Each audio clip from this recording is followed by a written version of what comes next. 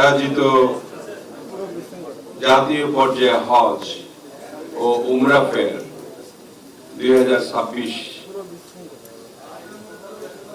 এ উপস্থিত আমাদের প্রধান অতিথি যিনি আজকে সিঙ্গাপুরে আছেন, মাননীয় ধর্মমন্ত্রী জনাব কায়কোবাদ, আমাদের বড় ভাই কায়কোবাদ ভাই, আমরা সবাই তার জন্য দোয়া করেছি, আল্লাহ কবুল করুন।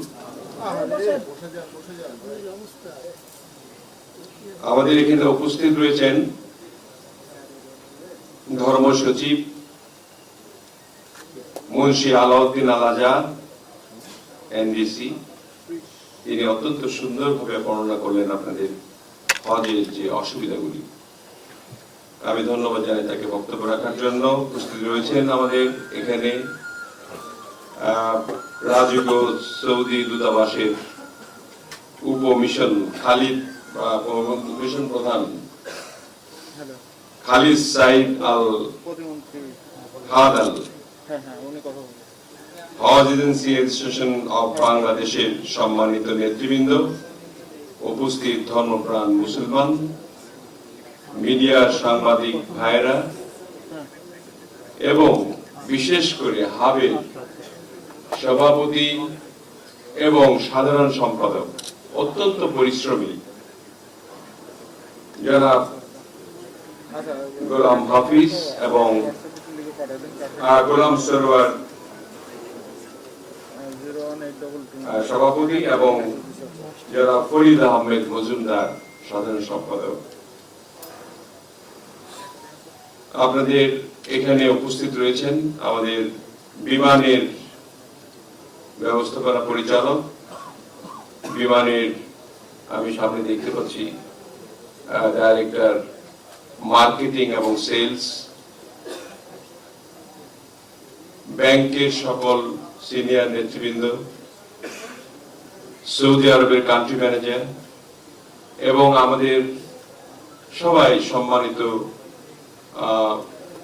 ব্যক্তিবর্গ, হাজিগণ এবং এই হাবের এজেন্সির কর্মকর্তাগণ, মালিকগণ, সকলকে আমি আন্তরিক ধন্যবাদ জানাই আজকে আমাকে এখানে কিছু বলতে দেওয়ার জন্য। আমি আজকের এই সুন্দর সুশৃঙ্খল এবং সময় উপযোগী আয়োজনের জন্য প্রথমে আমি হাবকে ধন্যবাদ জানাই। বিশেষ করে আমার সামনে বিপুল সংখ্যক হাজি যারা রয়েছেন, তাদের উপস্থিতি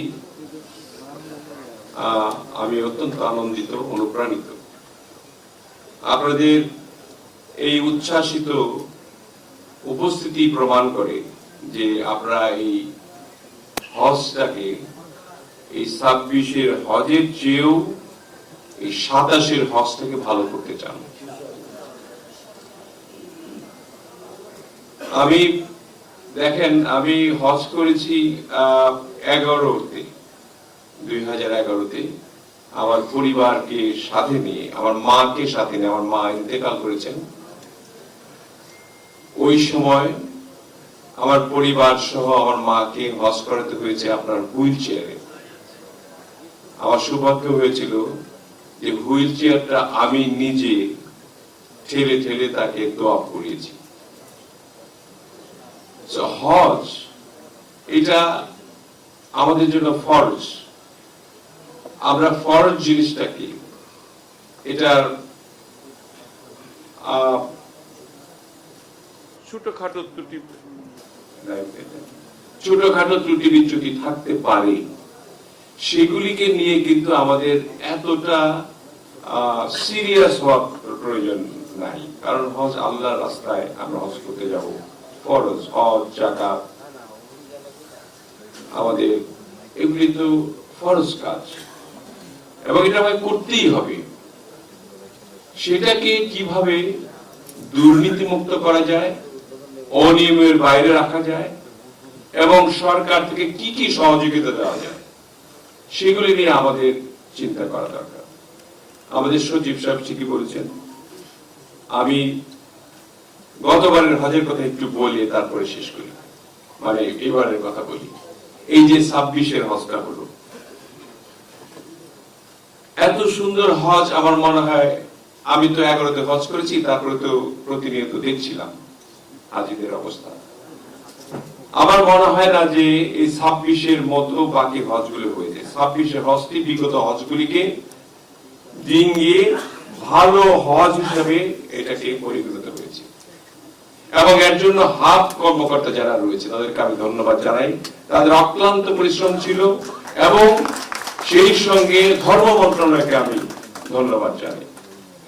দেখেন, ধর্ম মন্ত্রণালয়, এটা হজ কিন্তু একটা টোটাল একটা প্যাকেজ। এরকম সৌদি আরব আমাদের হজ মন্ত্রণালয়, মানে ধর্ম মন্ত্রণালয়, এবং এখানে বিমান মন্ত্রণালয়কে কিন্তু খাটো করে দিতে চলবে না। এটা সৌদি ধর্ম মন্ত্রণালয়, বিমান মন্ত্রণালয়, হাব, এই সব মিলিয়ে একটা সম্মিলিত প্রচেষ্টা। এই প্রচেষ্টায় যদি কারো ঘাটতি থাকে তাহলে হাজিদের অসুবিধা হবে।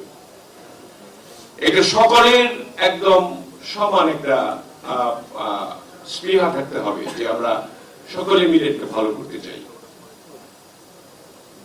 দেখেন, গতবার আমাকে হঠাৎ করে, আমি বাড়ি থেকে আসলাম রাত্রে, তখন হজ ক্যাম্পে প্রথম হাজিরা আসলেন। রাত্রিবেলা রাত 12টার সময় আমাদের মাননীয় প্রধানমন্ত্রী আমাকে ফোন করলেন, আপনি সকালবেলা হাজি ক্যাম্পে যাবেন। তো নর্মালি আমি জানতাম যে হাজি ক্যাম্পে ধর্মমন্ত্রী যান, ধর্ম সচিবরা যান, ধর্ম মন্ত্রণালয়ের কর্মকর্তারা যান, যে আপনি যাবেন। আমি বললাম, স্যার কেন, কোনো নির্দেশনা আছে কিনা? আপনি যাবেন ওখানে, এখানে হাজিদের খাবার টাকা বেশি নেওয়া হচ্ছে। খাবার টাকা বেশি নেওয়া হচ্ছে মানে কেন? মানে আমি তো আসলে অ্যাওয়ার ছিলাম না, আমি হস্ত কোনো সময় ওখানে হ্যান্ডেল করিনি। তো আমি গেলাম, মাননীয় প্রধানমন্ত্রী বলেছেন, আমি সকালবেলা গেলাম, এবং তার আগে আমি জেনে নিলাম আমাদের মন্ত্রণালয়, পর্যটন মন্ত্রণালয়, তাদের কাছে ইনস্ট্রাকশন নিলাম কি ব্যাপারটা কি, একটু আমাকে বলেন। সম্ভবত ওখানে আমাদের পর্যটনের খাবারের দোকান ছিল, মানে খাবারের স্টল ছিল। সেই স্টলের খাবারের দাম ছিল 130 টাকা বা সামথিং লাইক দ্যাট। এটাকে উনি ওখানে গিয়ে আমি বললাম, আমি এসেছি, আমি এখানে হজ পরিদর্শন করা, বলছি আপনাকে পাঠানো হয়েছে, হাজিরা বেশি দামে খাচ্ছে। তাই বললাম যে এটা যত কম দামে হয় আমি আমাদের মন্ত্রণালয়কে, পর্যটনকে বলে এক্সাক্ট যে দাম আছে লাভ না করে যাতে আপনার হাজিদের খাবারটা, সকালের নাস্তা, দুপুরের খাবার, এগুলি পরিবেশন করা হয়। দেখেন, মাননীয় প্রধানমন্ত্রী কতটুকু মানে ধর্মপ্রাণ এবং কতটুকু সেন্সিটিভ। উনি বললেন যে আপনি ক্যালকুলেশন করে দেখেছেন 100 কত হয়েছে? আমি বললাম 110 টাকা হয়েছে। বললেন যে 110 টাকা, 10 টাকা নয়, কমই হলো। একটু নয় 10 টাকা লসই করলেন। আরে ভাই, সওয়াব হবে, অনেক সওয়াব হবে। এই যে কথাটা বললেন, এমন ভাবে বললেন, এত আন্তরিক ভাবে বললেন, আরে ভাই সওয়াব হবে, 10 টাকার জন্য কিছু হবে না, সওয়াব হবে। বলেন পর্যটন মন্ত্রণালয়কে 100 টাকা করে দিতে হবে, এবং সেটা করা হয়েছে। অর্থাৎ হজ সম্বন্ধে আমাদের যে মাননীয় প্রধানমন্ত্রী, তিনি অত্যন্ত এটার ব্যাপারে অ্যাওয়ার, এবং হজ যাত্রীদের কোন ধরনের অসুবিধা যাতে না হয়। আমাদের বিমানের ডিএমএস এখানে আছে, এমডি সাহেব আছে। আমরা একটা টিম পাঠিয়েছিলাম, আমি জানি না টিম কতটুকু কাজ করেছে, হয়তো আমি জানতে পারবো আর কি। যদি এবার ভালো কাজ না করে থাকে, আগামীবার সেই টিমটা ছোট করে ভালো কাজ করার জন্য ধর্ম মন্ত্রণালয়ের সঙ্গে সংযুক্ত করে দিয়ে হাজিদের এই যাতে লাগেজের যে 2-3টা অসুবিধা দেখলাম, শুনলাম, এগুলি যাতে এই 27-এর হজে না হয় সেটা এনশিওর করা হলো, এবং এনশিওর করছি আমরা। যদি তারপরেও তারা যদি কথা না শুনে, তাদের বিরুদ্ধে অ্যাকশন নেওয়া হবে।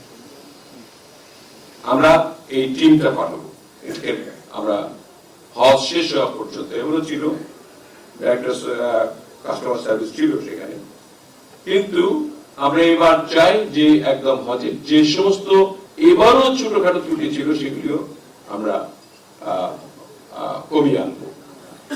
আরেকটি বিষয় আপনাদের বলতে চাই যে হজের ভাড়া সম্বন্ধে আমাকে অনেকে বলেছেন, আমাকে ধন্যবাদ দিয়েছেন। এটা আমার নয়, আমার কৃতিত্ব নয়, এটা সম্পূর্ণ কৃতিত্ব হলো মাননীয় প্রধানমন্ত্রী জনাব তারেক রহমানের।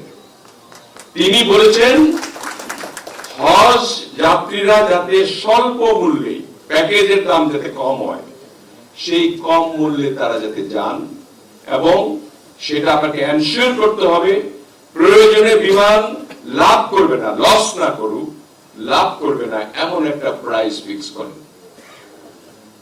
আমি এটাকে এখানে টিএমএস সাহেব আছেন, আশরাফ সাহেব, তাকে ওদের 2 দিন 2 রাত খাটতে হয়েছে, তাই না?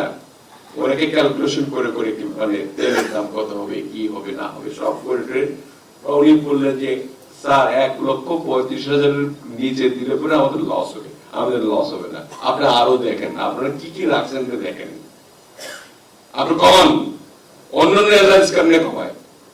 যেহেতু বিমানের আপনার একটা বড় ধরনের প্রশাসনিক খরচ আছে, সেগুলোকে অ্যাড করলে একটু বেশি হয়।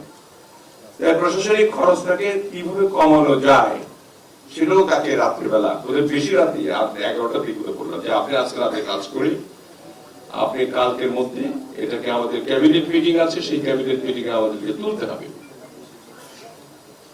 মাননীয় প্রধানমন্ত্রী জানতে চান, আর হজ প্যাকেজে বোধহয় পরের দিনই ঘোষণা করতে হবে, তাই না? এরকম একটা ব্যাপার ছিল। তো আমাদের ডিএমএস সাহেব বললেন যে স্যার এটা আসলে একটু 5,000 টাকা লস হয়ে যাবে, আমাদের লস হবে না, আপনি প্রশাসনিক খরচ কমান, আমরা 1,30,000 টাকায় আমরা ডিক্লেয়ার করবো।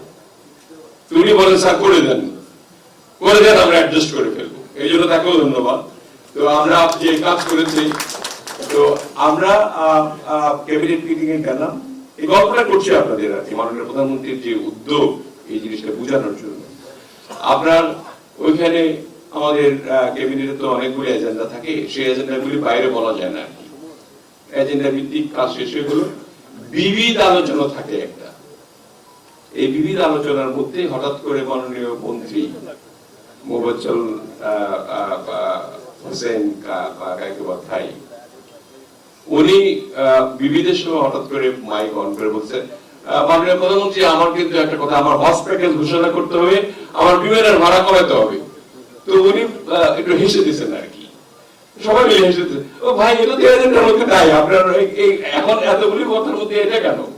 সবাই হেসে, না না এটা আমার করতে হবে, আজকে আমাকে আজকে প্যাকেজ আমাকে ঘোষণা করতে হবে, আর বলতেই হবে আমাকে। উনি আমরা মানে সবাই হেসে দিচ্ছে আর কি, because out of the agenda ছিল আর কি।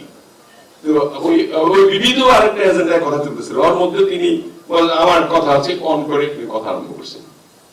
তো সবাই একটা হাসাহাসি করে বলেন না, বলে আপনি যতই হাসেন না তাই করেন, আপনি বলেন আমার হজের প্যাকেজ আজকে ঘোষণা করতে হবে, মাননীয় প্রধানমন্ত্রী বলেন। আপনি মাননীয় প্রধানমন্ত্রী এমনি গত রাত্রেই সিদ্ধান্ত নিয়ে রাখছেন। তো সবাই একটু বিয়ে করলো। তো তখন উনি মাননীয় প্রধানমন্ত্রী আমাকে বললেন যে বিমান প্রতিমন্ত্রী আছে, ওনাকে বলেন। তা আমি তখন ডিক্লেয়ার করলাম যে আমরা 1,30,000 ফিক্স করেছি। তো আপনার কায়কোবাধ্যায় কি খুশি হলেন, উনি আবার মাইক অন করে বলে দেখছেন মাননীয় মন্ত্রী বা প্রধানমন্ত্রী মহোদয়, আপনাকে যদি না বলতাম আজকে 1,30,000 টাকা হতো না। মানে হি ওয়াজ সো সিরিয়াস এই হজ প্যাকেজটাকে কমানোর জন্য। তো আমাদের এই হজ প্যাকেজের দাম যে বিমানের ভাড়া কমিয়েই শুধু হবে তা তো নয়, আরো অনেকগুলি আনুষঙ্গিক খরচ আছে। আমরা এরপরে কি করলাম, যেহেতু মাননীয় প্রধানমন্ত্রী চান যে হজ প্যাকেজটা কম হোক, হজ যাত্রীদের সুবিধা বেশি হোক এবং তাদের কোনো ধরনের অসুবিধা না হোক, যেমন গতবার হাবির উদ্যোগে এবং বিশেষ করে ধর্ম মন্ত্রণালয়ের উদ্যোগে আমার বিএনপির নেতা ওই দল করে আমাদের দলের নেতা তো এসে বললো যে আমি তো লুসুক কার্ড করেছি, লুসুক কার্ডের ব্যবস্থা করেছি। আমরা যখন 11 সালে যখন হজ করি তখন তো লুসুক কার্ড ওখানে দিয়ে পেতাম আমরা। তো ওইখানে আমাদের কার্ড দিত, তারপর আমরা নামতাম, তারপরে যেতাম আর কি। এইবারই প্রথম রসুদ কার্ড করা হলো, যে আপনারা হজের রসুদ কার্ড দিলেন আর কি ওখানে। এটাও কিন্তু একটা আমাদের হাজিদের জন্য বিরাট একটা ব্যাপার আর কি। যারা প্রথম হজ করেছেন তারা হয়তো বুঝতে পারছেন না, বা যারা দ্বিতীয়বার বা তৃতীয়বার হজ করছেন তারা জানেন যে রসুদ কার্ডের কি এখানে দেওয়ার পরে কি অবস্থা। আমরা একটা চিন্তা করেছি যে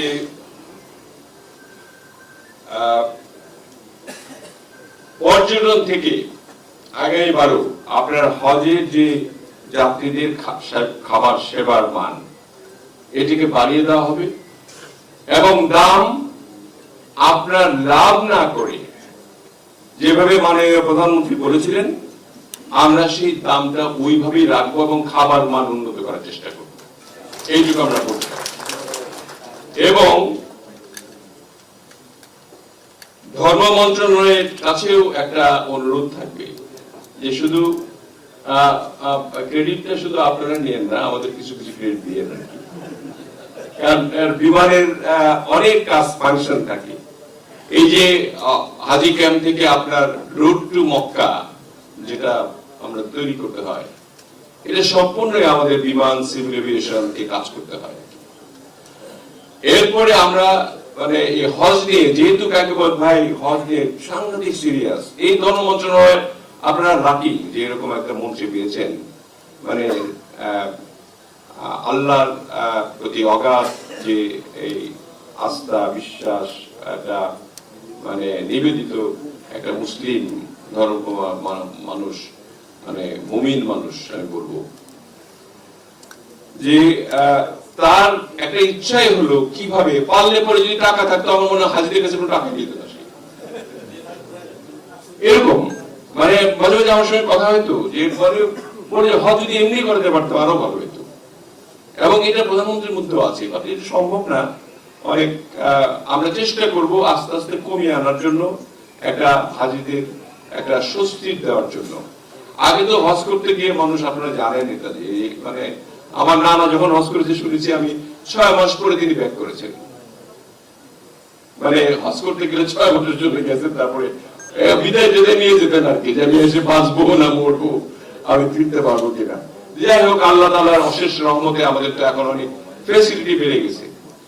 এই ফ্যাসিলিটি গুলো অ্যাভেল করার জন্য আমরা সৌদি আরবের রাষ্ট্রদূতকে ডেকেছিলাম, ওনাকে আমাদের মন্ত্রণালয়ে ডেকে আমরা বললাম যে আমাদের দেখো, আমাদের তো এখানে যতটুকু সম্ভব আমরা কমানোর চেষ্টা করেছি, আমরা একটা গরিব দেশ, যারা হজ করে বিশেষত গ্রামের মানুষ জমি জমা বিক্রি করে অথবা অনেক সঞ্চিত অর্থ অনেক দিন থেকে সঞ্চয় করছে, আমি হজ করব, আমার পাপ মোচন হবে, আমি আমার ফরজ কাজটা করব, আমি মৃত্যুর পর বেহেশতবাসী হব, এই যে একটা আকাঙ্ক্ষা আশা, এই নিয়ে মানুষ এগুলো সঞ্চিত করে মানুষ যেতে চায় হজে। এই হজটা করার জন্য তুমি একটা চেষ্টা, তুমি আমাদের একটু হেল্প করো। আমরা রাষ্ট্রদূতকে বললাম, এটা কিছুদিন আগে কাকুবত ভাই বোধহয় সিঙ্গাপুর যাওয়ার 4-5 দিন আগে, তারপরে কাকুবত কথা বলছেন ওনার। আমি বললাম যে তোমরা তোমাদের ওখানে একটা চার্জ আছে, গাকা চার্জ, ছোট কিন্তু একটা বড় চার্জ আছে, এটা হলো এয়ারপোর্ট চার্জ, এয়ারপোর্টের কর প্রায় 10,000 টাকা, এটা সৌদি আরব নেয়। এবং এরকম 4-5টা আপনি সজীব সাহেব তো জানেন, আপনি আর কি 5-7টা লিস্ট আছে আর কি। এর মধ্যে সবগুলি কমাইলে আমরা আরো 10-11 হাজার টাকা কমাইতে পারি। তো তাকে রিকোয়েস্ট করলাম, সে বলল যে আমাদের একটা টিম আসতেছে সেপ্টেম্বরে, I myself and the Ministry of Religion and the Ministry of this Aviation will be together, we'll sit together, we'll decide. Hopefully we can do. Hopefully we can do. এই কথাটা বলেছে আর কি। তার মানে যদি আমাদের 11,000 টাকা না কমে, অথবা 5-6 হাজার টাকা কমবে ওখানে। তো যদি কমে তাহলে ওখানে 5,000 কমলে, আর আমাদের এখানে কমলো প্রায় টোটাল কিন্তু 37,000, আগের 12,000, পরের 25,000। তাহলে আপনার 40,000 42,000 কমে গেল। এখন বাকিটুকু কিন্তু হজ মানে আপনাদের মন্ত্রণালয় থেকে করতে হবে। ঘর ভাড়ার জন্য যদি আপনারা চেষ্টা করেন, যেহেতু ডি ক্যাটাগরি ক্যান্সেল করে সি ক্যাটাগরিতে চলে গেছে, এবং সি ক্যাটাগরিতে হয় আমি শুনেছি যে 2টা করে বাথরুম থাকে একটা ইয়েতে, তাতে করে হাজিদের সুবিধা হয়। মানে আর ডি ক্যাটাগরি হলে একটা বাথরুম থাকে, এরকম কিছু কিছু প্রবলেম আছে আর কি। একটা 100 জন 40 জনের একটা বাথরুম, এটা হিসাব আছে। তো সেখানে হ্যাঁ, সেগুলির জন্য আমরা ওনাদের বলছি যে ডি ক্যাটাগরির যে প্রাইসটা ছিল সেটা যদি সি ক্যাটাগরিতে হয়, ডি ক্যাটাগরির যে টাকাটা ছিল সেটা যদি সি ক্যাটাগরিতে হয়। এটার জন্য আমাদের যে চেষ্টা আপনাদের সামনে বলতে চাই, এটা আমি হয়তো কায়কোবাদ ভাইয়ের মতো ওইরকম মানে ধার্মিক অতটা বেশি নয়, কিন্তু আমি ইমানদার ব্যক্তি। আমিও 5 ওয়াক্ত নামাজ পড়ি। আজকে আমার মনে হয় 111 থেকে আরম্ভ করে এটা অ্যারাউন্ড কত হলো, মানে 111 হয়েছিল 2006-এ, এখন 2026, 20 ইয়ার্স। আমার মনে হয় না আমার 1 ওয়াক্ত নামাজ কামাই গেছে। তো এখন যেভাবেই হোক, আমাদের ইমানদার ব্যক্তি, আমরা চাই যে এই কাজগুলি ফরজ, আমাদের 5টি কাজ মুসলমানদের জন্য, এটা হোক, এবং এটা সবাইকে করার জন্য, উদ্বুদ্ধ করার জন্য আমাদের আল্লাহ তাআলা সুযোগ দিয়েছেন। আমরা এই কাজটি করতে চাই, এবং এটা যাদের সামর্থ্য নেই তাদেরকে যদি সামর্থ্যবান করা যায়, তাদেরকে সাহায্য করা যায়, কিভাবে করা যায়, আমরা ধর্ম মন্ত্রণালয় প্রয়োজনের মধ্যে ভর্তুকি দিয়ে হলেও যদি করতে পারি কিছু কিছু লোককে, এটা ব্যবস্থা গ্রহণ করা হবে। আমি চাই যে এই যে এখন আমাদের মাননীয় প্রধানমন্ত্রী জাকাত ফান্ড নিয়ে একটা ব্যবস্থা করছেন, সেখানে অনেক টাকা আসবে। আসলে তো আমাদের আগে এগুলি চিন্তা করে নাই কেউ। আমাদের এই জাকাত ফান্ডের টাকাগুলি দিয়ে হজের এখানে কিছু ভর্তুকি দেওয়া যাবে কিনা, যারা হজ করতে পারে না, একদম গরিব মানুষ, জাকাত দিয়ে হজ হয় কিনা আমি জানি না, হবে না। আর যদি না হয়, সেটা দিয়েও যদি গরিবের উপকার করা যায়, সেটাও কিন্তু তিনি চিন্তা করছেন। আমরা এই সাবসিডি যদি গভর্নমেন্ট দিতে পারে, তাহলে নিশ্চয়ই এটা গ্রহণযোগ্য হবে। এই ধরনের চিন্তা ভাবনা নিশ্চয়ই ধর্ম মন্ত্রণালয় এবং আমরা সবাই মিলে করবো ইনশাআল্লাহ। আমি আশা করি কিছু অসুবিধাও আছে আপনাদের। হাবের লোকরা এত কষ্ট করছে, ধর্ম সচিবকে বলতে চাই যে 62 কোটি টাকা যা আছে, এটা দয়া করে দিয়ে দেন, তাদের রেখে কি না, এই টাকা তো আপনারও না, মানে তাদের টাকা, তাদের কষ্ট, দ্রুত টাকাটা দেন। তারা তাহলে একটু কষ্ট যাতে হাজিদের কম হয়, তারা চেষ্টা করে বেশি। আবার আরেকটা ব্যাপার আছে যে এই যে হাব গঠিত হয়েছে, আমার জানা মতে এটা যাতে হাব এজেন্সির যারা মেম্বার্স, তাদেরকে তো একটু কোটা ভাগ করে দেওয়ার কথা ছিল, যেটা সবাই পায় আর কি। আমি শুনলাম যে অনেক এজেন্সি তারা কোনো হাজি পায় না, আবার অনেক এজেন্সি অনেকগুলি, এটা তোমাদের বিরুদ্ধে যাচ্ছে, তো এটা অনেকগুলি হাজি পাওয়ার একটা ভালো একটা এজেন্সির মাধ্যমে যায়। তো এই জিনিসগুলো একটু সবাইকে, আমরা সবার আগে বাংলাদেশ নামে স্লোগান নিয়ে, এই প্রতিবদ্ধ নিয়ে যে আমরা আলোচনা শুরু করেছি, যাত্রা শুরু করেছি, অনেক দিন পর বাংলাদেশ যে একটা গণতান্ত্রিক বাংলাদেশ হতে যাচ্ছে। দেখেন, এখান থেকে এখানে লেখাপড়া, খেলাধুলা, ধর্ম সব মিলিয়ে একটা মানে পুরা বাংলাদেশকে চেঞ্জ করার জন্য আমাদের মাননীয় প্রধানমন্ত্রী আমাদেরকে নির্দেশ দিয়েছেন। আমরা সকলেই মিলে যদি চেষ্টা করি আমাদের মানবিক উন্নয়ন করার জন্য। দেখেন, আগের লোকজন, এই ছোট বাচ্চারা এই বড়দের সামনে যেতেই সাহস পেত না, স্কুলের ছাত্ররা টিচারদের সামনে দিয়ে যাওয়া সাহস পেত না, আর এই সকলকে ওই দূরে দূরে দিয়ে যেত, কারণ দেখলে তো সালাম দিতে হতো বা সালাম করতে হবে, ভয় পেত আর কি। আবার এখন এমন হয়েছে যে ছোটরা বড়দেরকে সালাম দেয় না, আবার বড়রাও ছোটদের স্নেহ করে না। এই যে মানবিক বিষয়গুলিও আমরা পরিবর্তন করতে হবে। এই মানবিক বিষয়গুলি নিয়েও কিন্তু আমরা কাজ করছি, যাতে করে আগের সেই আমাদের যে মুসলিম কালচার, এটা যদি ফিরে আসে, আমরা যাতে ফিরে আনতে পারি এই বিষয়ে আমরা কিন্তু চেষ্টা করছি। আপনারা দোয়া করবেন যাতে করে আমরা আমাদের এই কর্মকাণ্ডে সফল হই। মাননীয় প্রধানমন্ত্রী যাতে সফল হয় বাংলাদেশকে একটা স্বাবলম্বী বাংলাদেশ হিসেবে গড়ে তোলা, এবং এখানে 90% মানে মানুষ মুসলমান, এটার মুসলিম কান্ট্রির মতো, মানে 10% অন্যান্য আছে আর বাকি সবাই আমরা মুসলমান। আমাদের এরকম যাতে সুদৃঢ় ঐক্য হয় যে ঈমানকে আমরা নষ্ট করব না। আমাদের মানে এই 5টি স্তম্ভ যে আছে, হজ, যাকাত, নামাজ, রোজা, ঈমান, এগুলি যাতে আমরা ঠিক রেখে আমরা চলতে পারি, এই হোক আজকে আমাদের এই অনুষ্ঠানের শেষ কথা। পরিশেষে উপস্থিত সকলের কাছে আমি দোয়া প্রার্থনা করছি এবং আপনাদের জন্য দোয়া করছি, মহান আল্লাহ তাআলা যেন আমাদেরকে জনগণের কল্যাণে কাজ করার তৌফিক দান করেন, এবং আমরা যেন আমাদের নির্বাচনী ইশতেহারের ঘোষিত প্রতিশ্রুতিগুলি যাতে আমরা সফলভাবে বাস্তবায়ন করতে পারি জনাব তারেক রহমানের নেতৃত্বে। এটাও আজকে আমাদের শেষ কথা, এবং সেই সঙ্গে আমি আজকে এই মেলার শুভ উদ্বোধন ঘোষণা করছি। আপনাদের সকলকে অনেক অনেক ধন্যবাদ, আমাদের সাংবাদিক ভাইদের সহ। আসসালামু আলাইকুম ওয়া রাহমাতুল্লাহি ওয়া বারাকাতুহু।